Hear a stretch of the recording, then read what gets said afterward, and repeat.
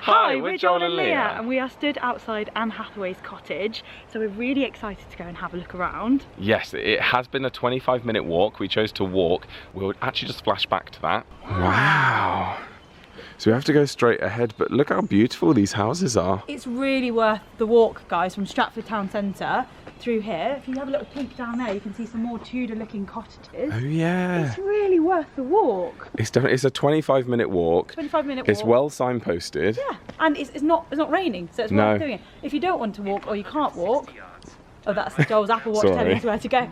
Then it's a 5-minute drive. It's also on the tourist bus stops. Yeah. So you can just get off the red route and you'll find yourself at Anne Hathaway's cottage. But if you're able to walk, it's a really lovely one.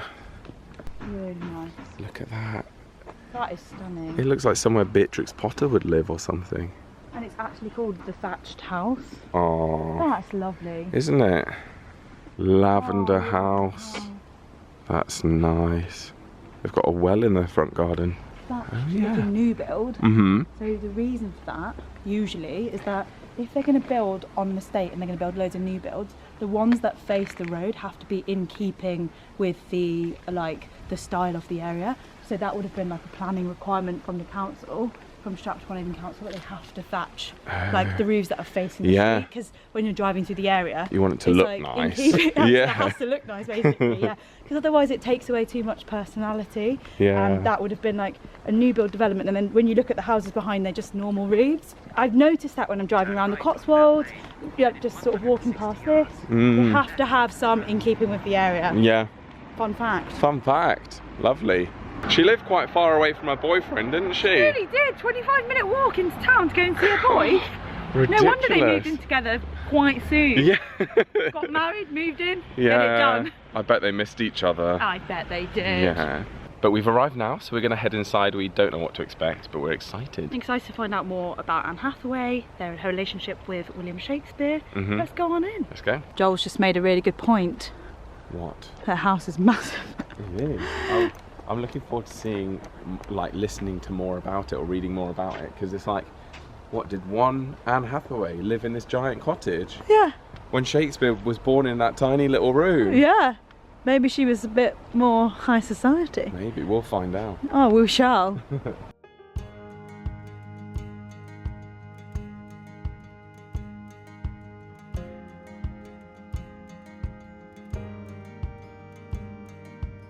There were some stairs up here to the entrance, but there is also a wheelchair entrance, so just some useful info in case of accessibility. Alright guys, we are looking at over 500 years old of a cottage. That is mental. So this is the gift shop and the exit over here, and Anne Hathaway's cottage is around here. Let's go. Ooh, on the walk to Anne Hathaway's house, they have loos, but they also look like they've got a refreshments area where you can get drinks and maybe some snacks. And I am getting a bit hungry because it is 12:30, so maybe we'll stop there for a little snack. And look at these beautiful apple trees. It's like a mini orchard. In Shakespeare's birthplace, they had pear trees, and here they seem to have apple trees. And I don't know if you can see this, maybe plum trees? Are those plums? I feel like you can't see. I was just looking at those plums as well, and I think Anne Hathaway would have absolutely loved making the sweetest plum jam of those and just coming out here with a little ladder, grabbing the plums, melting them down, adding loads of sugar. Oh yeah, loads of sugar. I actually don't know. Putting them on a scone? Yeah, maybe she enjoyed it on a nice scone. Did she clot her own cream? Yeah, it took her hours. This is all made up, guys. We don't know anything yet. We're about to go find out. Yes, I did say to them that maybe we could go to the refreshments just as I'm getting a bit peckish. Yeah, same. Do you think?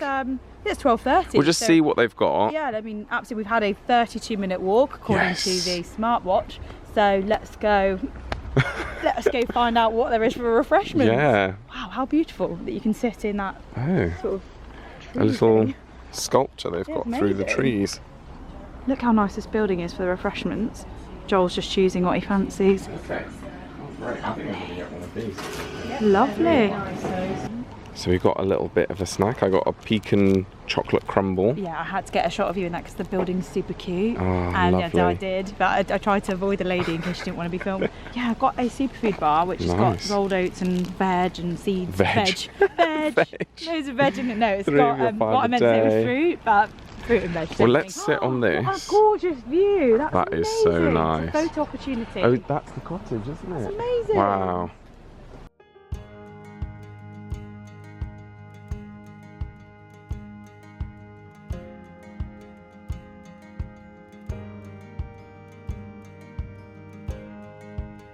What I really like about this garden is that they just tell you what everything is. So I've just walked past the courgette area. This is the cabbage. That's carrots. Oh, and I can see the carrots coming through. Yeah. That's lovely. That's really cool. Londoners see carrots. For the first time. That's awesome. It's really I'm cool. Not being funny, but that's amazing, isn't Yeah. it?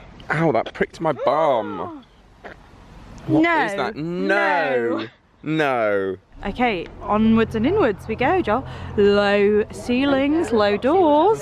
Thank you. Anne Hathaway was the eldest child of 8 children of a farmer, Richard Hathaway.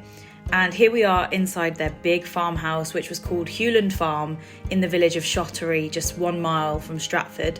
Nowadays, it's known as Anne Hathaway's Cottage. And it is surprising that so many things in the house actually bring you closer to William Shakespeare than any of the other Shakespeare sites in Stratford.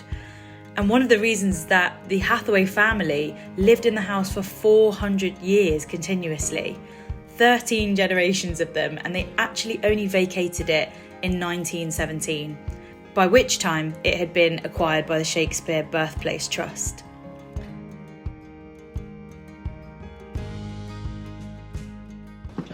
Okay, hello. Wow, another bed. They definitely had a bit of cash, didn't they? Yeah. I'm like, what is this? Is it a games area? Is this a game? Men's Morris. Wow. There's a little jacket. Very old and precious, do not touch. Okay.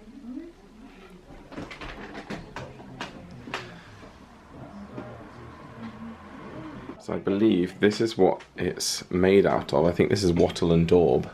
And they've exposed a bit of it so you can see that it's held together with like sticks and I'm guessing like clay. And maybe horsehair as well. Whoa. Can't get my head around that. No. Look up there, you can see it's falling apart a little bit and you can see like straw on the roof from the thatched roof. Oh. It's pretty cool that the Shakespeare's Birthplace Trust bought the properties and have preserved them, because otherwise we would not be walking around it. It would be falling apart. Yeah, and we were told when we came in that they bought this in the early 1900s, I think 1911 or something. Yeah. And 13 generations of Hathaways have lived in this house, and some of the rooms remain exactly as the Hathaway family left it in 1900s. I've never been this tall. Like, I'm just going to take a moment because I've never touched the top of the Leah hallway. is so short and she's never experienced this. I've just never had this in my life. So I'm just going to take it all in, soak it all up. Yeah, she's a giant. I'll duck. I think if you were drunk and you'd come back from a public house and you had had a few drinks, like the uneven floor would really send you. Yeah, you'd be like, it would. I'm not sure if I'm coming or going. Because you can see a bit like it's kind of on a bit of a slope, and I love it. Is that a separate bed? Like a bed and then like another bit that you can see, pull-out bed. There's a, is that not a loom, it's a spinning wheel or something. Literally Wow. set up to look as it did in the 1500s, 1600s. Wow. Anne Hathaway's. Yeah. Lovely. We don't know much about Anne Hathaway's relationship with Shakespeare, but one thing we do know is that she had her first child 6 months after marriage. So this tells us that she really had no other choice but to marry him, since it would have been socially unacceptable for a woman of her standing to have a child without being married first. Anne was 26 when she married William Shakespeare, and he was 18. 18? 8 years between them.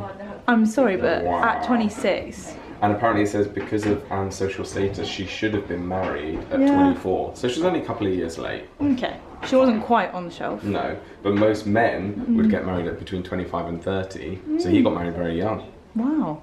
Interesting. Good for him, very mature. Good for him. What I'm reading about here is a little bit of scandal, bit of local gossip. So it looked like Anne Hathaway and William Shakespeare married under a special licence in a parish outside of their home, like, county, because maybe she was pregnant, so had to get that marriage done quickly. And they also married during a time which the church prohibited marriage due to Advent. So they got married during the period of Advent, and that's like rare.